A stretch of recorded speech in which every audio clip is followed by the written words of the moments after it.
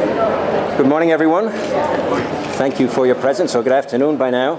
Thank you for your presence. It's a great day for the Archdiocese and for, I think, the city of Baltimore and all it represents. A special welcome to Mr. and Mrs. Lori for their presence here and for the gift that they're making to us here in Baltimore. It was only 4.5 years ago that I stood here, and my predecessor, Cardinal Keeler, reminded me of the historic presence in this Archdiocese of the Church and in the country. It's the first diocese in the country. And to symbolize that, he presented me with the very pectoral cross that our first Archbishop wore over 200 years ago. And at that time, there was only one bishop in the country and one such cross in the country. And down through the ages, each Archbishop has prized this and has been reminded of the great culture and the great gift that the faith has been, and the freedom that Maryland has always enjoyed under its founders, and which we hopefully will see continue in the years ahead. I know Archbishop Lori will be a great leader in that mission, and I am so grateful to God and to our Holy Father that I have a successor such as this good Archbishop. So, if I may, Archbishop Lori, do for you what Cardinal Keeler did for me.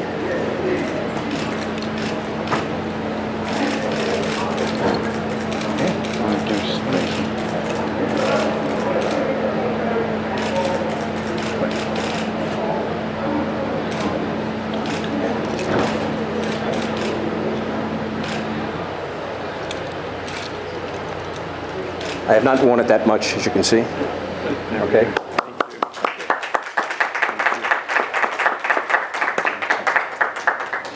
Thank you so much, Cardinal O'Brien, and what a precious legacy.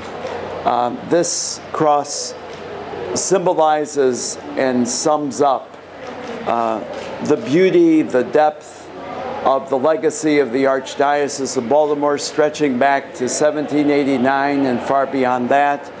And it's my hope, it's my prayer that with God's grace, I will be able to build upon that legacy, upon the legacy of my 15 predecessors, including Cardinal O'Brien and Cardinal Keeler, and that it will not just be a legacy that belongs to the past, but one that has a bright and a vibrant future as we seek to be a vital presence, a compassionate presence, and a true community of faith and worship and service.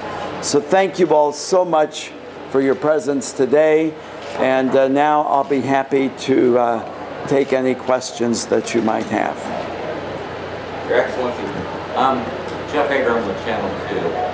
I have read that I'd like to hear from you about the Church's advocacy of some values versus what we see going on in Maryland with same-sex marriage. I know the federal health care bill has drawn your attention and your response. Could you, for the Catholics out there, the 500,000 of them in this area, could you speak to those issues, on what your role will be? Sure, I'd be happy to. I can say, first of all, what the role is not. We are not interested in doing these things for partisan purposes or for political purposes, as some have suggested. We are interested in defending what we believe is a bedrock institution for the common good of society, which is marriage as between a man and a woman, and it's for the sake of the children, and it is for the sake of a strong society. How many social problems are headed off at the pass when there's strong families, and when young people have role models of male and female and the interaction between the two to be formed with. So that's important. And with regard to the Health and Human Services mandate, again, the issue is that we have a great mission, a mission to serve not only our own but the common good. And we believe we ought to be able to fulfill that mission in accord with the faith that inspired these good works in the first place.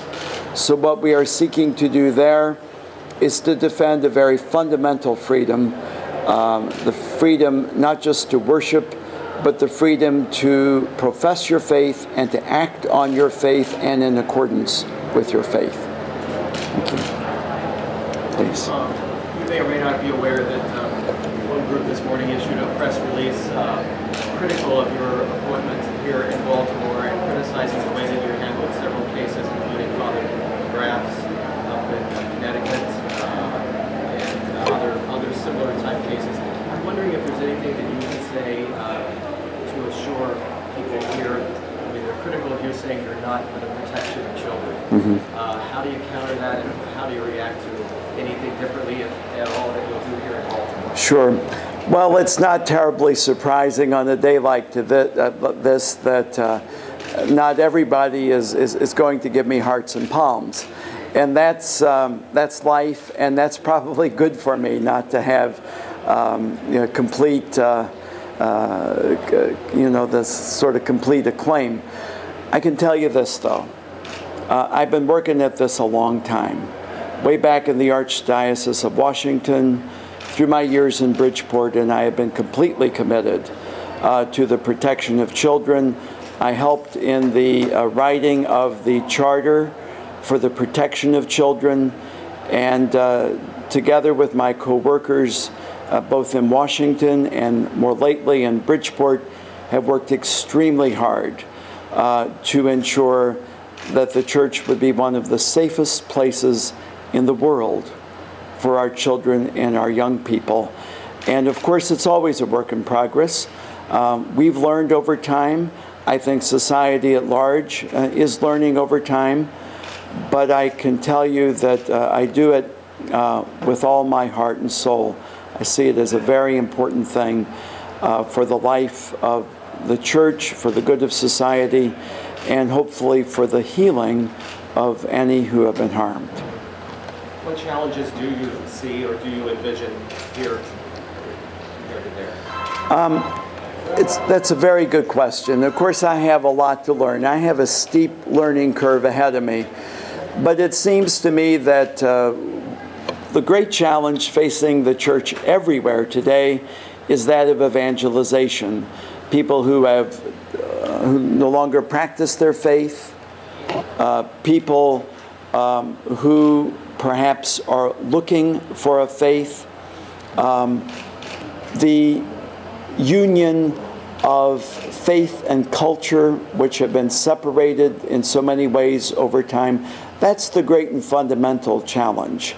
More locally, it's how to remain a strong, vital presence in a time of change, when neighborhoods are changing, when economic situations are changing, and pastoral needs, above all, are changing. So I think those will be some of the challenges that lie ahead. We have time for 2 more questions. Please. I know a couple last night before the Vesper service who said they felt sorry for you because you're coming into a difficult city at a really difficult time. How would you respond to that? Well, I certainly appreciate anyone who wants to offer me sympathy and prayers, of course. But I feel hopeful. I feel that this archdiocese is a great, strong, living archdiocese, thanks to not only the work of my predecessors, but of so many priests, religious deacons, so many lay leaders. I believe that while, yes, we have our challenges, God has also given us an abundance of resources. I'm blessed to come here, happy to come here, anxious to get started, and in God's grace, I'm hoping and praying that we will see the Lord's great and mighty deeds unfolding in our midst. Anybody else? That seemed to end it all. Thanks, everybody. Thanks for covering this today, and God bless each and every one of you. Thank you.